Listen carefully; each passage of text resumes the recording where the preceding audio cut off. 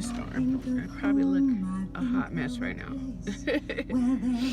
I just came from court, and I'm so glad that one of my friends, dear friends, take this off, met me there.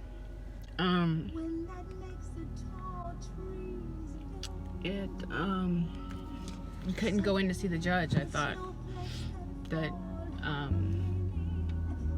I would be in there to see the judge, but you can't. So we just wound up sitting outside talking about some new revelation things that happened the other day, and this song has so much meaning for me right now. It's been in my head for, if you've never watched The Wiz, shame on you, you should watch The Wiz. But so poignant right now, where I feel like I'm at right now. Slow up, me enough time in my life to grow up. Time has not been my friend, you know. Let me start again. Anyway, yeah, so went to court today, and my girl Sierra just sat outside and we talked, and she just listened to me blabber, and she talked too, which was good. I needed that, and we talked about everything. So I don't have any determinations or anything, and I probably won't for a few days. You know, I was having a conversation yesterday with a guy, and it was a very, I'm gonna plug up my phone so it doesn't die, conversation that I was having with him. I thought it was sweet. He thought I was around 30. I'm not. I spent those years already. But so we were talking, and he was being really nice and sharing some stuff, and was sharing a situation with a friend of his, and he was saying that he plays the mediator in their relationship because he has a relationship with their kid, and would like to keep a good relationship. It's my wonderful neighbor, which I'm gonna miss all my neighbors here. Anyway, he plays the mediator in the relationship, and he was just saying that he not understand how this man was able to have this woman get her tubes tied, how he talked her into doing it. And as he was talking, it was like I remember the moment, and I telling him, I was like, I know how he did it. He told her, if you don't go get your tubes tied, I'm not going to ever have sex with you again. Matter of fact, if you don't get your tubes tied, I'm leaving, and you're going to be stuck here with these kids by yourself, because I'm not having any more kids. We've had enough kids. I don't want to have any more. We're done, and you need to go in. And I'm sure she said, well, why don't you go in, because it's an office procedure? And he said, no, I'm not going in, have them do that to me, but it's okay for them to do it to me. Well, you've had surgery before, so it's really not that hard for you. I just had a C-section not 3 months ago that I've never had before, that I actually didn't have to have because you wouldn't advocate for me, but that's beside the point. But you want me to go get cut on again, or you're going to leave me with 5 children. In her case, it was 3. And so she rationalizes, and she says her mind, well, you know what? If we're done having kids, and this will help our family be able to move forward beyond this and go on to build our life, fine. And inside, it's more of a don't leave. This is what I have to do to make you not leave.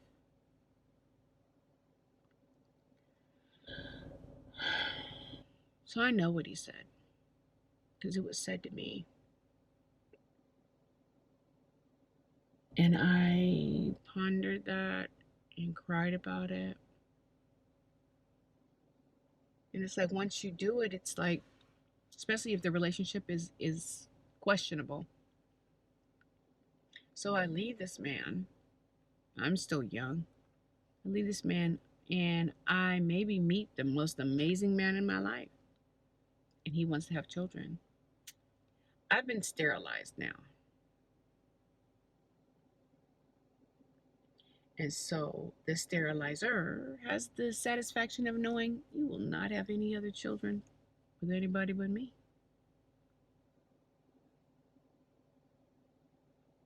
Manipulation and control.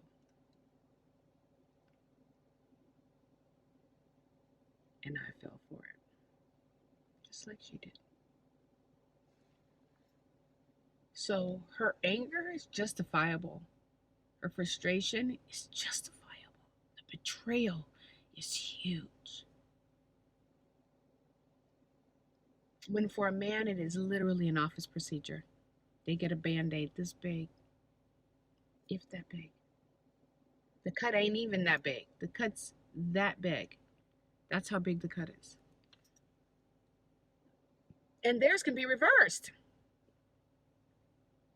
Ours can't. So it just made me think about a lot of things, about how much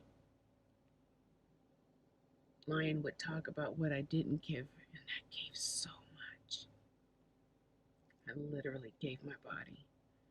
I gave so much.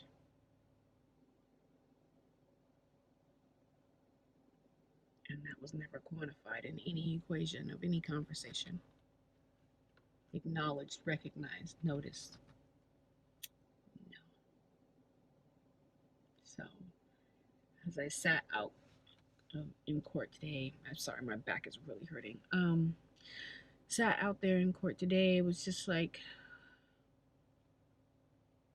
all these emotions. And then I'm like listening to the song and I'm like, it's like now I've got to grow up. Just hope that time will slow up. Time be my friend. And it's like, I need time to slow up for me because I lost so many years. And I'm looking at things and it's like, things of our relationship, and it's like these boxes are opening up that I just couldn't see it. My head was spun around.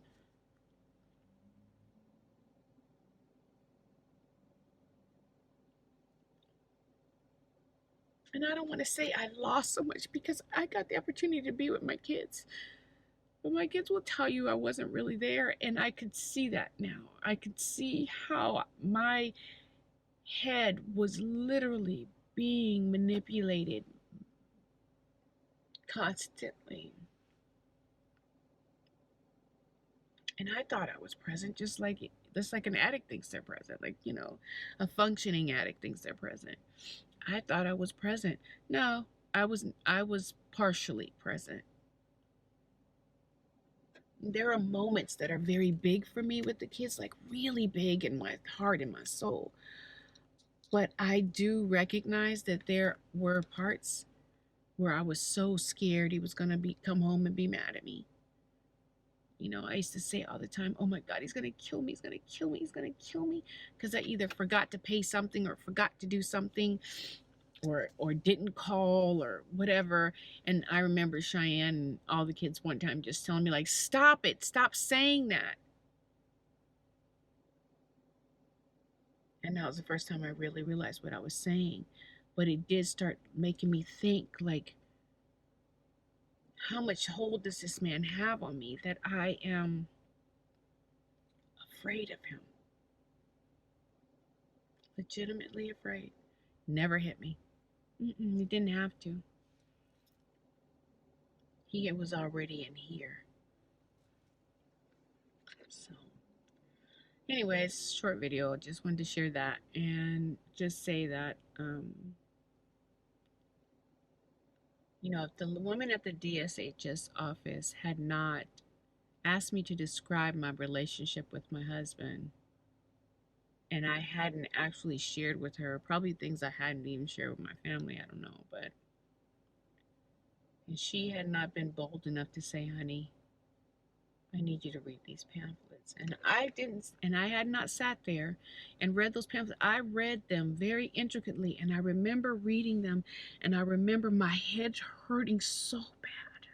Oh, it was so much pain. My head hurt so bad reading the papers and just reading my day, the things that happened in my day.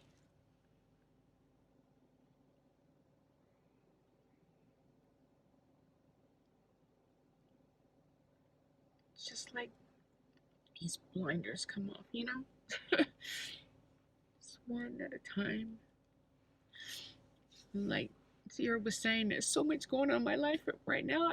I have to believe that God is getting ready to give me do something big in my life, because everything in my life has changed. I have to leave my home that I love.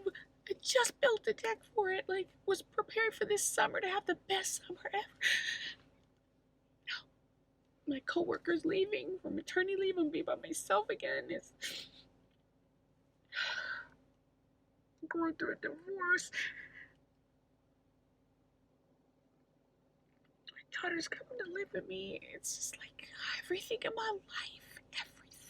my life is shifting, you know? It's so scary. But the goal is to go through. And I don't share this stuff just like, this isn't a pity thing. This is, I want you to know how real it is. If you are planning to go through it, or you are scared to go through it, or you're going through it, you are not alone. No. Your emotions and feelings are valid, and you will be up one minute and you will be bawling the next. And I have been all of that.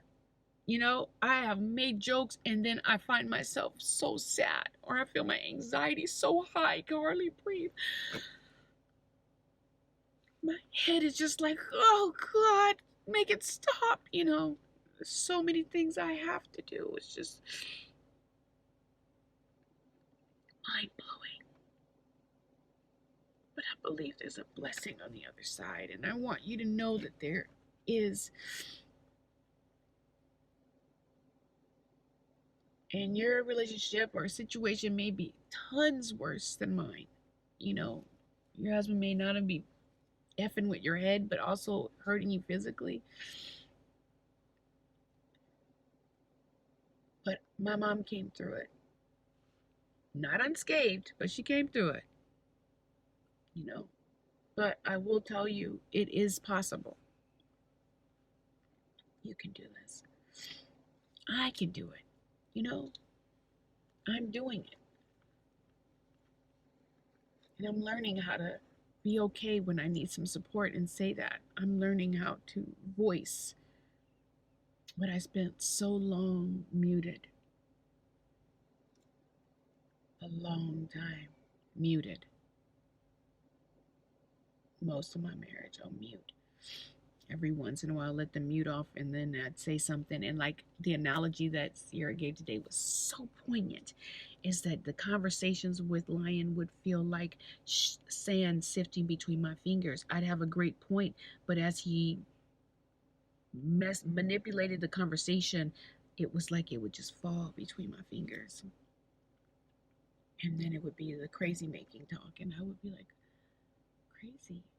Or you're just you don't even remember. You're so forgetful. It's, so you can do this and you'll be fine. And it is the hardest thing, like they say, is to take the first step. And I'm telling you, is the hardest step. The first step is the hardest. So take the first step. And if you need somebody to hold your hand, I'm not physically there. I can be here at a distance, but I will. I'll walk it with you. And if not, we can figure out who you can lean on and find you someone to lean on. I'm really good at when it comes to this kind of things, doing resources and finding resources for support. But you can do this. I'm nobody special. I'm half of 100, honey, and I'm doing it. You think I want to be? No. But have I got to? Yes, for my own freaking sanity. I have got to do this. I don't want to. In some ways, I thank him for hating me so much that he wanted to discard me. Give me a favor. As they say, if somebody tell you they don't want you no more, let them go. He told me several times, and I didn't want to hear it because I kept thinking he doesn't really mean it. Oh, he meant it. He meant it. I just didn't want to receive it because also that makes me look desperate. And I'm not desperate. I actually love my husband. I don't love what he does. I didn't love his behavior, but there are aspects. Every day wasn't Satanville, just every other one. So it'll be okay. So have a great day, afternoon, or evening. And thank you for going through the storm with me. And I hope that you get something out of this. God bless.